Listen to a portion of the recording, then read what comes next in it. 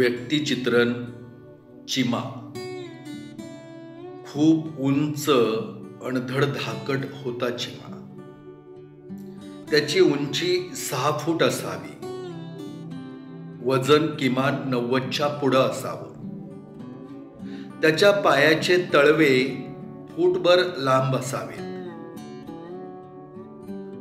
थोड्याशा असलेल्या काळ्या पेंढऱ्या, गुडघ्याच्या वाटीचा आकार, बोटांच्या पंजात बसेल एवढा.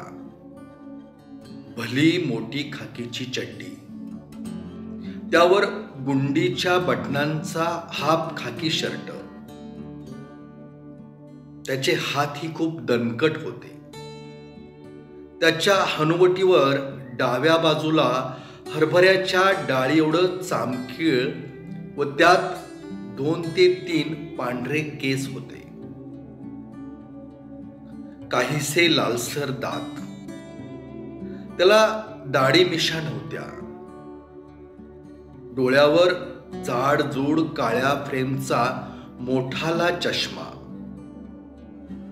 त्याची दोरी कानात अडकवलेली. कपाळावर नेहमी आलेला घाम व घामानं खालून ओलसर झालेली खाकी टोपी, जी तो डाव्या हातानं घट्ट चापून बसवायचा. त्याचं तोंडही आफ्रिकन माणसासारखं खूप थोराड होतं. मी त्याला पहिलीत असताना पहिल्यांदा गावच्या मारुतीच्या कट्ट्याजवळ न्याहाळून पाहिलं होतं. या चिमाजवळ एक लोखंडी गाडा होता. त्याला 2 फूट व्यासाची जाडजूड लोखंडाची पट्टी वाकवून व मजबूत सळ्या घालून बनवलेली 2 चाकं पुढच्या बाजूला व पाठीमाग त्याच प्रकारचं कप्पीच्या आकाराचं चाक. मजबूत जाडजूड पत्र्याचा गाडा. 2 मोठी चाकं पुढच्या बाजूला करून ढकलायचा. त्या ग्रामपंचायतीच्या लोखंडी गाड्यात एका कळकाच्या काठीला बांधलेला साळुत्याच्या आकाराचा झाडू व एक जाडजूड नारळाच्या झावळ्यांच्या काड्यांचा मजबूत खराटा. चिमाच्या उंचीच्या मानानं तो खूप छोटा होता. तो गाडा ढकलत आला की आम्ही लहान मुलं मोठ्यानं ओरडायचो, चिमा आला, चिमा आला. तर असा हा आमच्या येळावी गावच्या ग्रामपंचायतीचा कर्मचारी, ज्याला मी 80 साली पहिल्यांदा पाहिलं. सारं गाव झाडून साफसूफ करायचा. संपूर्ण ग्रामपंचायतीचा परिसर, रस्ते साफ करत त्याचा गाडा खडखड करत निघून जायचा.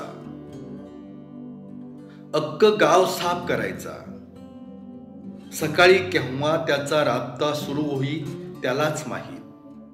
पण दिवसभर तो व खराटा हे समीकरण ठरलेलं असायचं. कुठंही घाण केर कचरा टाकलेला त्याला आवडत नसे. लगेच उचलायचा.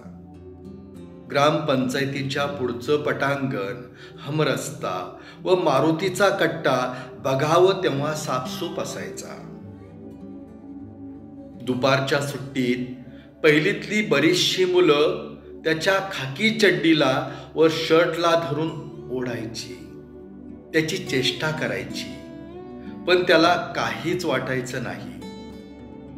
गप्प बसा रे मुलांनो, मी तुमच्यापेक्षा मोठा आहे. माझी चेष्टा करू नका.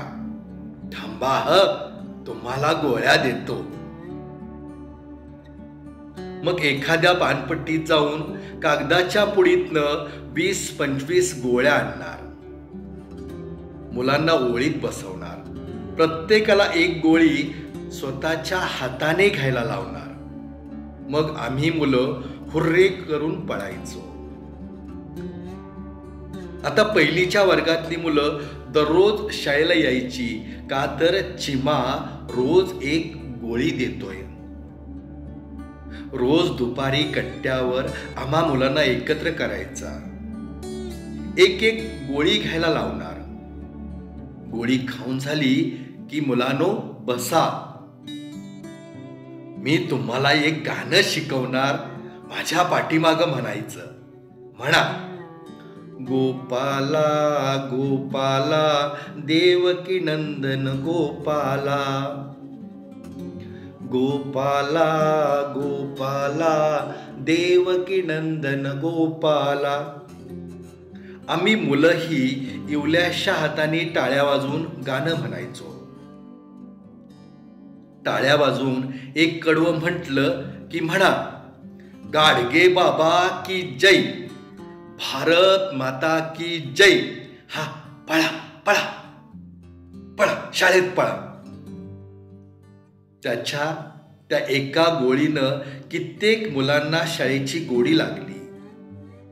आम्ही पळालो की याचा गाडा खडखड करत निघून जायचा. चिमाविषयी लिहिताना एक प्रसंग मनात घर करून जातो. आम्ही मुलं त्याची आज वाट पाहत होतो. जेवणाची मधली सुट्टी झाली तरी चिमा दिसलाच नाही. बहुतेक आज गोळी खायला मिळणार नाही म्हणून मी निराश झालो. आम्ही मुलं तिथंच कट्ट्यावर बसलो. एवढ्यात एक म्हातारा पोतं अंथरून बसला. पाटीतून आणलेले पेरू त्यानं मांडले. पेरू पेरू म्हणत मुलात दंगा उठला. त्यावेळी एका पेरूची किंमत 5 पैसे नाहीतर 10 पैसे. ज्या मुलांकडे 5-10 पैसे होते त्यांनी पटापट पेरू घेतले. आम्ही त्यांच्या तोंडाकडे पाहत राहिलो. पण घोटाळा असा झाला की गडबडीत काही मुलांनी पैसे न देताच पेरू पळवले. तो पेरू विकणारा म्हातारा असा काही पिसाळला की विचारूच नका. जवळची काठी घेऊन मागच लागला. काहीही न करता मी व माझा मित्र त्याला सापडलो. बोल, कुठं आहे ती पेरू म्हणून वाटेल तसल्या घाणघाण शिव्या देऊ लागला आणि पायाच्या पिंडरीवर मारू लागला. आम्ही 2 हातानं बोंबलायला लागलो, रडायला लागलो. आम्ही नाही पेरू घेतलं.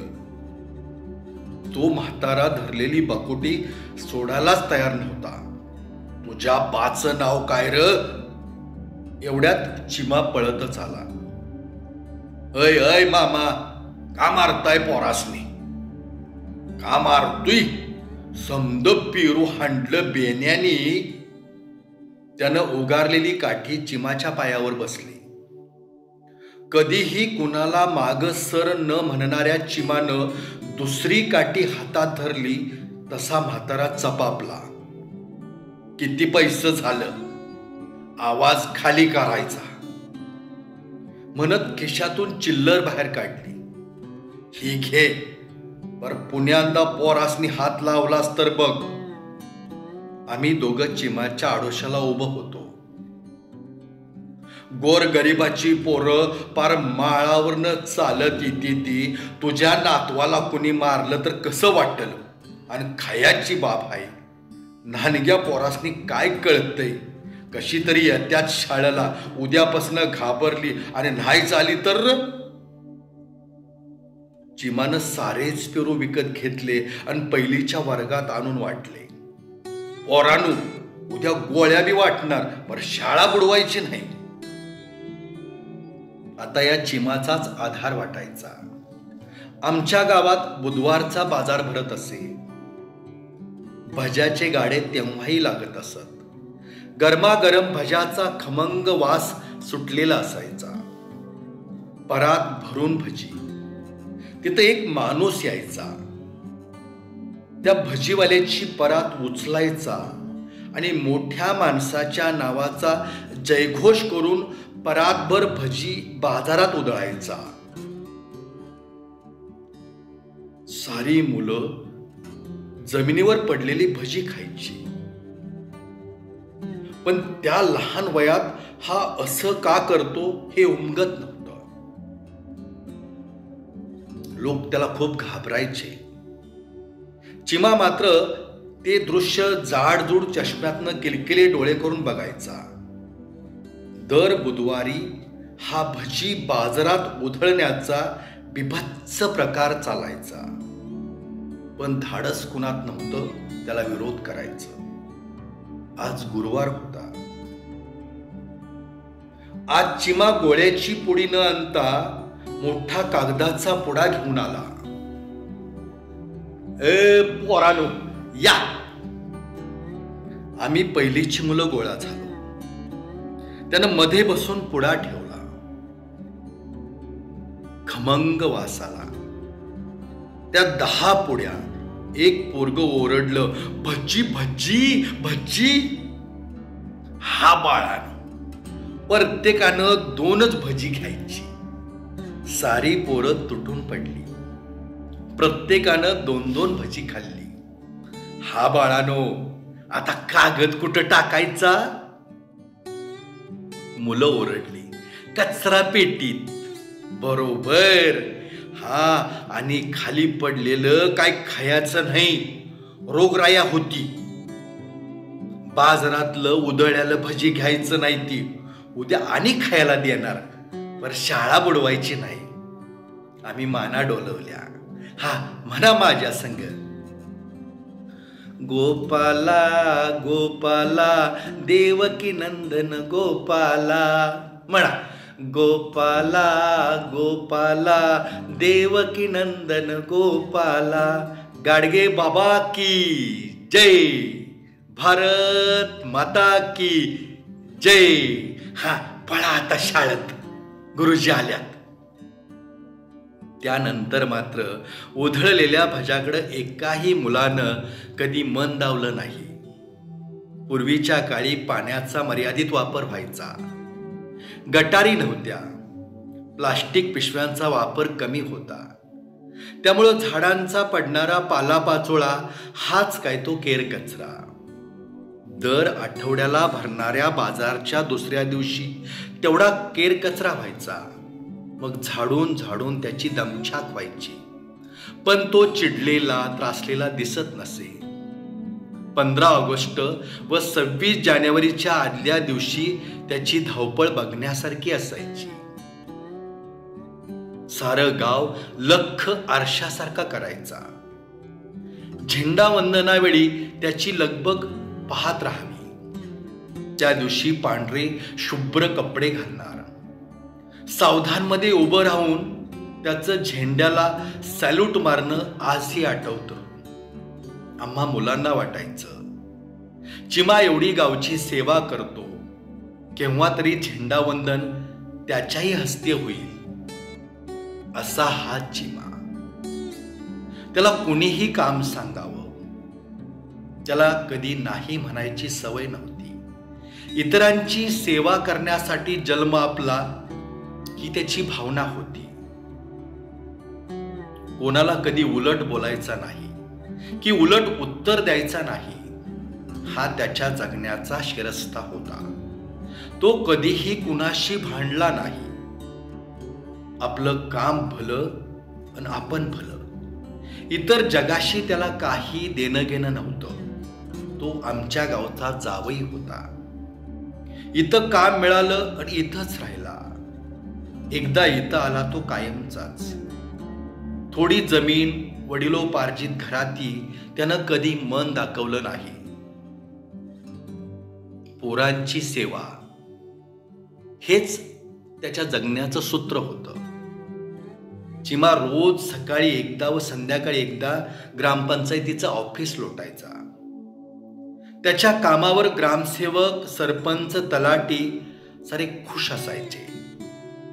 एकदा गावच्या वसुलीचे 35,000 रुपये ग्रामसेवकाच्या हातातून पंचायतीच्या जिन्यात चुकून पडले. वरच्या माळ्यावरची खोली लोटून तो जिना उतरत असताना जिन्यावर पैशांचा पुडका घावला. महिना 300 रुपये पगार असणाऱ्या चिमाला 35,000 रुपये सापडले. तसाच पुडा खाकी चड्डीच्या खिशात कोंबला आणि तो तासगावला पळाला. सापडेल त्या वाहनानं त्यानं ग्रामसेवकाचं घर गाठलं. पैसे पडले या भावनेनं ग्रामसेवक वेड्यागत करत होते. चिमा बाहेरून ओरडला, अण्णासाहेब, पैशाची बंडलं जिनावच पडली होती. ग्रामसेवकानं चिमाला मिठी मारली. चिमा, चिमा केवढा र प्रामाणिक तो चिमा. गावाचं पैक मला काय करायचं, तुम्ही रास सारे घाबरशिला म्हणून घेऊन आलो, जाऊ द्या मला. ग्रामसेवकानं खुशीनं 1000 रुपये द्यायला काढले. ठेवा तुमच्याकडं, मला पगार नाही होई, माझं काम म्या केले, त्यात बक्षिशी कसली. असा हा प्रामाणिक चिमा, सारं गाव झाडून काढणारा, लोकांना स्वच्छतेचा संदेश देणारा, गावची मुलं शाळेत यावीत म्हणून त्यांना जीव लावणारा, कुणाच्या कवडीलाही हात न लावणारा. आता पार थकला होता. शेवटचा पगार त्यानं 700 रुपये घेतला. ग्रामपंचायतीचा शिपाई, पेन्शनसाठी कधीतरी पंचायतीत जाऊन विनवणी करायचा, व्यवस्थेला हात जोडायचा, आल्या पावली परत जायचा. वाटेत पडलेला काठाकुटा दगडधोंडा उचलत. धन्यवाद.